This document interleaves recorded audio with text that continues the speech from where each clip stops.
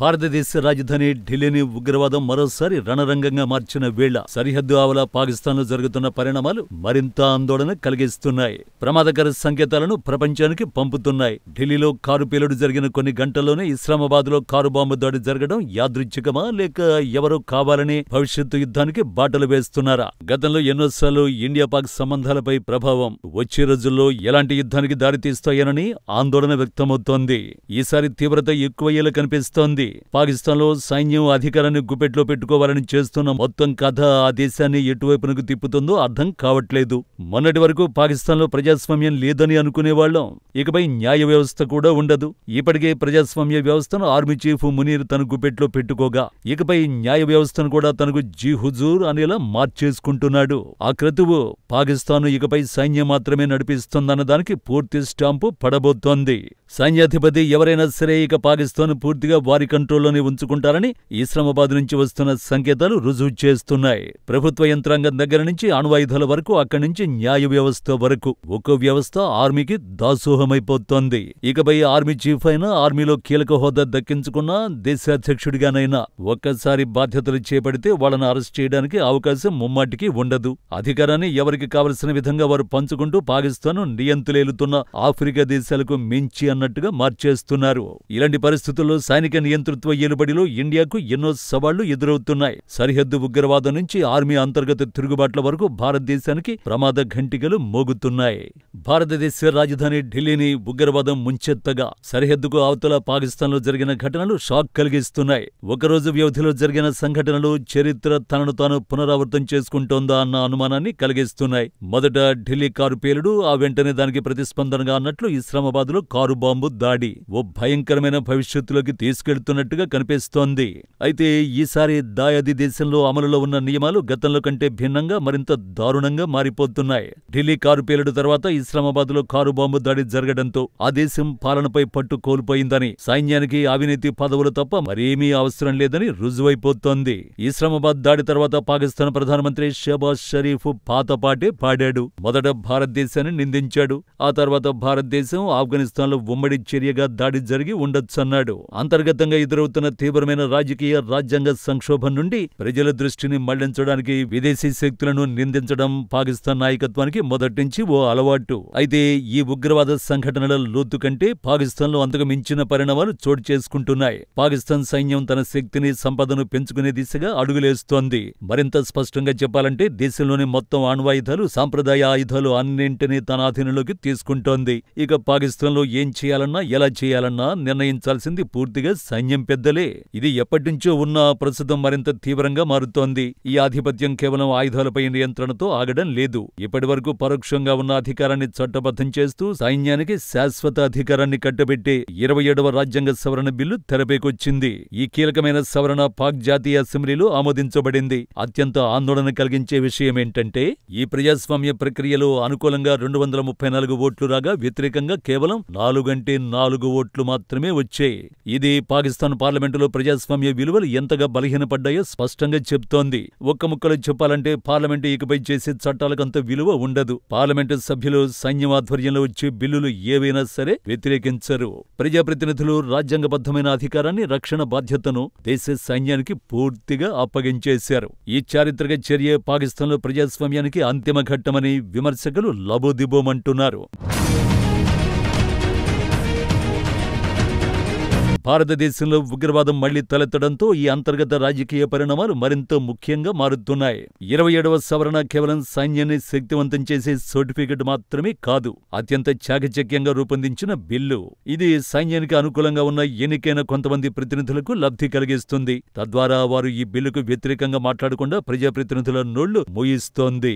ఈ సవరణలో అత్యంత ప్రమాదకరమైన అంశం ఏంటంటే సుప్రీంకోర్టు తీర్పును ఇది నీరుగార్చుతుంది. తద్వారా ఈ రాజ్యాంగ మార్పులను భవిష్యత్తులో ఎవరు న్యాయస్థానంలో సవాల్ చేయడానికి కూడా అవకాశం లేకుండా పోతుంది. అధికారంలోకి ఎవరొచ్చినా దీనిని రద్దు చేయడం అన్నది కష్టంగా మారుతుంది. న్యాయ వ్యవస్థ స్వతంత్రతను గంగపాలు చేస్తుందని విశ్లేషకులు ఆక్షేపిస్తున్నారు. కొత్త సవరణల ద్వారా రాజకీయ నాయకులకు లభించే ప్రయోజనాలేంటో తెలుసుకుంటే ఎవరైనా నోళ్లు వెళ్లబెట్టాల్సిందే. మంత్రివర్గం సంఖ్య పెంపుదల వారికి కిక్కిస్తుంది. కేంద్ర కేబినెట్ మంత్రుల సంఖ్యను ఇప్పుడున్న 15 నుండి 17కు పెంచుకునే అవకాశాన్ని కల్పిస్తోంది. ఇది అవకాశం మిస్ అవుతున్న వారికి వరంలా మారుతుంది. మరో 2కి కీలక పదవులు లభించడానికి అవకాశం ఇస్తుంది. సలహాదారుల సంఖ్యను పెంచుకునే అవకాశం కల్పిస్తోంది. కేవలం కేంద్రమే కాదు, రాష్ట్రాల ముఖ్యమంత్రులు ఇప్పుడు 5గురు సలహాదారుల కంటే ఎక్కువ మందిని 7గురి వరకు సలహాదారుల్ని నియమించుకోవచ్చు. ఇది పక్షపాతానికి పరాకాష్ఠగా నిలిచే అవకాశం ఉందని వేరే చెప్పాల్సిన పని లేదు. రాజకీయ నియామకాలకు ప్రభుత్వ ఖజానా నుండి ఎక్కువ నిధులు ఖర్చు చేయాల్సి ఉంటుంది. రాష్ట్రాలకు నిధులు పారిస్తుంది. అప్పుల్లో మునిగిపోతున్న రాష్ట్రాలకు కేంద్ర ఖజానా నుండి ఎక్కువ డబ్బులు వచ్చేలా సవరణ ఉంది. ఈ నిధులు ఖర్చు చేసే విషయంలోనూ తిరకాసుండడం విశేషం. నిధులను రాజకీయ పార్టీలు ఖర్చు చేస్తాయో లేదంటే ఆర్మీ ముఖ్యులకు వీటిపై అధికారాన్ని ఇస్తారో చూడాలి. మొత్తంగా దోచుకునే వాళ్ళందరూ ఏకమయ్యేందుకు మునీర్ సాబ్ బాగా స్కెచ్ చేశాడు. ఈ సవరణలో మరో వివాదాస్పద నిబంధన ఉంది.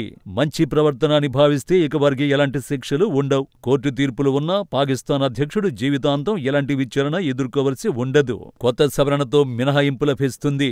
ఇది ప్రజాస్వామ్య దేశంలో అత్యున్నత పదవిలో ఉన్న వ్యక్తిని చట్టానికి అతీతంగా మార్చేస్తుంది. అయితే ఈ విషయంలో రాజకీయంగా డ్రామా చోటు చేసుకుంటోంది. ప్రధానమంత్రి షాబాజ్ షరీఫ్ తనకి ఇలాంటి మినహాయింపులు అక్కర్లేదన్నాడు. ఆయన ఇలాంటి ఆలోచనలు తిరస్కరించి కొద్దిగా బెటర్ అని పెంచుకున్నాడు. ఇలా చేయడం ద్వారా షరీఫ్ కు కొంత నైతికత లభిస్తుందని వేరే చెప్పాల్సిన పని లేదు. కానీ దీనికి విరుద్ధంగా పాకిస్తాన్ పీపుల్స్ పార్టీ అధ్యక్షుడికి అరెస్టుల నుంచి ఇమ్యూనిటీ కావాలని పట్టుబట్టింది. ఇది పాకిస్తాన్లోని రాజకీయ పార్టీలో ఉన్న పరస్పర భయాన్ని, అధికారం కోసం రాజీపడే వైఖరిని స్పష్టం చేస్తోంది. ఇక్కడ జైల్లో ఉన్న మాజీ ప్రధాని ఇమ్రాన్ ఖాన్ వచ్చే రోజుల్లో ఏం చేస్తాడో అన్న భయం కొందరిని వెంటాడుతోంది. ఇమ్రాన్ ఖాన్ అలాంటి నో ప్రాసిక్యూషన్ నిబంధనలతో తిరిగొస్తే పరిస్థితులు ఎలా ఉంటాయో అక్కడి ఆర్మీకి, పాలకులకు చాలా బాగా తెలుసు. షరీఫ్లు, జర్దారీల నుంచి ఆయన తప్పించుకుని పాకిస్తాన్ పై పూర్తి పట్టు సాధిస్తాడు. ఇలాంటి దిక్కుమాలిన ఆలోచనలు చాకచక్యం. అంతిమంగా రాజకీయ ప్రత్యర్థుల్ని శిక్షించడానికి సైన్యం ఆమోదించిన చట్టాలను ఉపయోగించుకునేందుకు అవకాశం కల్పిస్తుంది. సైన్యం ఆధిపత్యం, పార్లమెంటు దేశ న్యాయ వ్యవస్థను తన చెప్పు చేతుల్లో ఉంచుకుంటుంది. ఇది కేవలం 27వ సవరణతో ఆగదు. ముందుగా 26వ రాజ్యాంగ సవరణ రూపంలో ప్రారంభమైంది. 26వ సవరణ లక్ష్యాలు ఆసక్తికరంగా ఉన్నాయి. ప్రధాన న్యాయమూర్తి అధికారాన్ని తగ్గించడం. ఇది అన్ని న్యాయ నియామకాలు పార్లమెంటు ఆమోదానికి లోబడి చేయడం ద్వారా ప్రధాన న్యాయమూర్తి అధికారాన్ని తగ్గించేస్తోంది. పార్లమెంటు సైన్యానికి పూర్తిగా లోబడి ఉన్నందున ఇది నియామకాలపై సైన్యం పట్టును పెంచుతుంది. న్యాయమూర్తుల పదవీకాలం తగ్గింపు, ప్రధాన న్యాయమూర్తి పదవీకాలాన్ని తగ్గించడం ఆందోళన కలిగించే విషయం. దీనివల్ల విచారణలన్నీ నత్తనడకన సాగడం, నేరస్తులు తప్పించుకునేందుకు అవకాశం లభిస్తుంది. సుమోటో అధికారం తొలగింపు అత్యంత ప్రమాదకరమైనదిగా చెప్పాల్సి ఉంటుంది. పౌరులను విచారించడానికి ఆర్మీ కోర్టులను ఏర్పాటు చేయడం వంటివి ఇప్పటి వరకు ఉన్న చీఫ్ జస్టిస్ సుమోటో అధికారాన్ని తొలగించింది. రాజ్యాంగ ధర్మాసనం ఏర్పాటుతో కేసులను విచారించడానికి ప్రత్యేక రాజ్యాంగ ధర్మాసన బెంచి ఏర్పాటవుతోంది. అంతిమంగా చట్టం ఎవరికి కావాలంటే వారికి చుట్టంగా మారుతుంది. 26వ సవరణతో కొత్త ఫెడరల్ కాన్స్టిట్యూషనల్ కోర్టు ఏర్పాటవుతుంది. అదే ఇప్పుడు దేశాధ్యక్షుడితో ప్రమాణ స్వీకారం చేయిస్తుంది. ఈ కొత్త కోర్టు ఏర్పాటు ద్వారా ప్రధాన న్యాయమూర్తిని నియమించే కమిషన్లో ముస్లిం కాని వ్యక్తి లేదా మహిళ ఉండాలనే నిబంధన ఎత్తేశారు. ఇది వ్యవస్థలో వైవిధ్యం, ప్రాతినిధ్యాన్ని లేకుండా చేస్తుంది. అంతేకాకుండా కొత్త కమిషన్ న్యాయమూర్తులను బదిలీ చేస్తుంది. వారు నిరాకరిస్తే పదవీ విరమణకు అంగీకరించాల్సి ఉంటుంది. లేదంటే రాజీనామా చేసి వెళ్లిపోవలసి వస్తుంది. న్యాయ వ్యవస్థను నియంత్రించడంలో ఇది ఎంత స్పష్టంగా ఉందో ఈ చర్యలు స్పష్టం చేస్తున్నాయి. న్యాయమూర్తులను బెదిరించడానికి, న్యాయ వ్యవస్థపై సైనిక పట్టును పటిష్టం చేయడానికి రూపొందించిందని వేరే చెప్పాల్సిన పని లేదు. అదే సమయంలో కొంతమంది న్యాయమూర్తులను ఇప్పటికే ఎంపిక చేయడం విశేషం. ప్రధానమంత్రి సలహాపై అధ్యక్షుడు వారిని నియమించాల్సి ఉంది. ఇక్కడ పార్లమెంటరీ కమిటీ జోక్యం ఉండదు. ప్రధాని అధ్యక్షుడు ఇకపై ఆర్మీ చీఫ్ కు తలొగ్గి నిర్ణయాలు తీసుకోవాల్సి ఉంటుంది. మరో ఆసక్తికరమైన నిబంధన కూడా ఉంది. కొత్త కోర్టు ప్రావిన్సులు లేదా ప్రభుత్వ మధ్య తీర్పు ఇవ్వడమే కాకుండా ప్రాథమిక హక్కులపై కూడా నిర్ణయం తీసుకోవచ్చు. జనాభాలో ఎక్కువ మందికి ఎటువంటి హక్కులు లేని దేశంలో ఇది సంచలనమైనదిగా చెప్పాల్సి ఉంటుంది. సైన్యం ప్రయోజనాలకు వ్యతిరేకంగా పౌరుల తమ ప్రాథమిక హక్కుల కోసం పోరాడితే కొత్త కోర్టు ఆ హక్కుల్ని పరిమితం చేసే అవకాశం ఉంది. మొత్తం ప్రహసనంలో దిగువ సభ పాకిస్తాన్ ప్రధాన న్యాయమూర్తి అనే బిరుదు రాజ్యాంగబద్ధమైన బిరుదు కంటే సుప్రీంకోర్టుకు మాత్రమే ఉండేలా కొంతవరకు వివేకాన్ని కాపాడుకుంది. అత్యంత కీలకమైన అంశం ఏంటంటే కొత్త సవరణను అత్యున్నత న్యాయస్థానంలో ఎవరూ కూడా సవాలు చేయలేరు లేదా సుమోటో కేసులో చెప్పలేరు. సైన్యం ఈ రాజ్యాంగపరమైన స్వాధీనాన్ని శాశ్వతం చేసుకుంది. మొత్తంగా ఫీల్డ్ మార్షల్ మునీర్ ఇప్పుడు కింగ్ అవుతున్నాడు. పాకిస్తాన్లో సర్వశక్తిమంతుడవుతున్నాడు. ఈ సవరణలో ప్రధానాంశం స్పష్టంగా ఆర్మీ చీఫ్ సూపర్ పవర్ అని స్పష్టం చేస్తోంది. ప్రస్తుత army chief general Asim Munir తాను పాకిస్తాన్లో #1 పవర్ సెంటర్ కావాలని కోరుకుంటున్నాడు. త్వరలోనే దేశంలోని యంత్రాంగాలన్నింటిపైన గ్రిప్ తెచ్చుకుంటాడు. సవరణలోని ప్రధానాంశం ఏంటంటే ఆర్మీ చీఫ్ కు సూపర్ అధికారాలు కట్టబెట్టడం. జనరల్ మునీర్ సమగ్ర నియంత్రణను కోరుకుంటున్నాడు. ఎన్నాళ్లుగానో దుర్వినియోగానికి గురవుతున్న ఆర్టికల్ 243 ద్వారా ఇప్పుడు chairman joint chiefs of staff CJCS పదవిని రద్దు చేశారు. 3 సర్వీసుల మధ్య లేని సమానత్వానికి అది చివరి గుర్తు. ఇప్పుడు దాని స్థానంలో శక్తివంతమైన పదవి chief of defence forces CDF ను తెచ్చారు. ఆ పదవిని కూడా ఆర్మీ చీఫ్ గానే కొనసాగుతున్న కింగ్ మునీర్ స్వయంగా అధిరోహించనున్నాడు. ఈ సవరణ ప్రకారం స్ట్రాటజిక్ కమాండ్ పాకిస్తాన్ క్షిపణి దళాల అన్నింటినీ పర్యవేక్షించే విభాగం నియామకాలపై ప్రధాని తీసుకునే నిర్ణయాలకు మునీర్ సలహా ఇస్తాడు.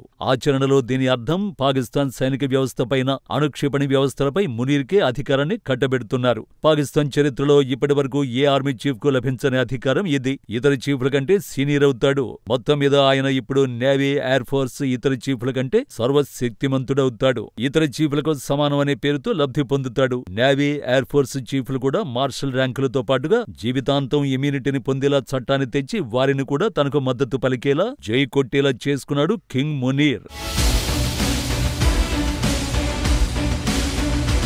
అంటే వారందరికీ ఇక అరెస్టుల భయం లేకుండా చేశానన్న భావన కల్పించి తన సామ్రాజ్యాన్ని బలోపేతం చేసుకుంటున్నాడు. అంటే ఎంతగా దోచుకోవాలంటే అంతగా దోచుకోవచ్చన్నమాట. రిటైర్ అయ్యాక ప్రస్తుతం అవినీతి ఆర్మీ అధికారులు విదేశాలకు పారిపోతున్నట్టుగా వెళ్లాల్సిన పని ఉండదు. దేశంలోనే ఉంటూ సలహాదారుల అవతారాలు ఎత్తొచ్చు.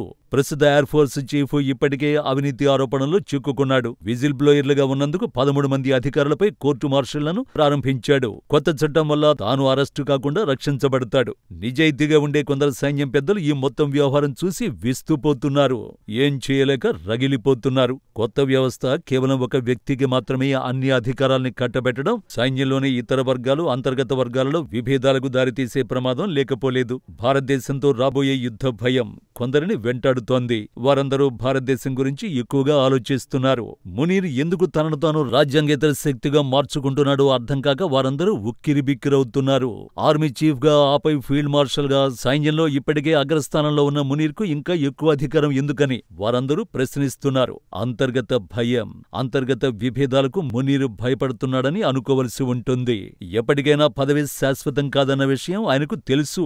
భారతదేశంతో వివాదం తర్వాత వైమానిక దళానికి లభించిన కొత్త ప్రాముఖ్యతను మునీర్ ఇష్టపడటం లేదు. భవిష్యత్తులో తన పట్టు పోకుండా ఉండేందుకు ఇదంతా చేస్తున్నాడు. స్పష్టంగా ఆయుధ నియంత్రణ, మొత్తం క్షిపణుల వ్యవస్థను తన అధీనంలో ఉంచుకునేలా స్వేచ్ఛను పొందుతున్నాడు.